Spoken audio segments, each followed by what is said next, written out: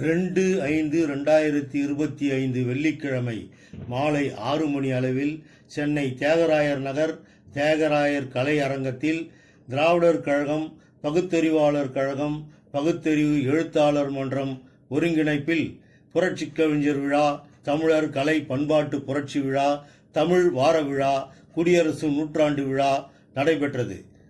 தலைமை செயற்குழு உறுப்பினர் வழக்குரைஞர் சு. குமாரதேவன் தலைமை தாங்கினார்.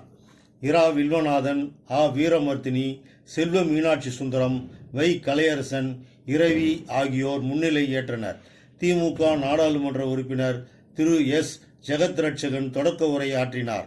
கவிச்சுடர் கவிதை பித்தன் அவர்களுக்கு புரட்சி கவிஞர் விருது வழங்கப்பட்டது. வழக்குரைஞர் ஆ. அருள்மொழி அவர்கள் புரட்சி கவிஞர் 135 என்ற தலைப்பிலும், ஊடகவியலாளர் தி. செந்தில்வேல் குடியரசு நூற்றாண்டு என்ற தலைப்பிலும் சிறப்புரை ஆற்றினார்கள்.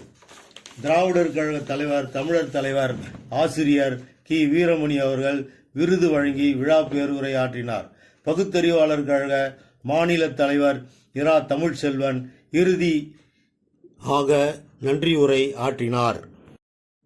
நிகழ்ச்சியில் பங்கேற்ற அனைவருக்கும் தேநீர், பிஸ்கெட்டுகள், தண்ணீர் பாட்டில்கள் வழங்கப்பட்டன.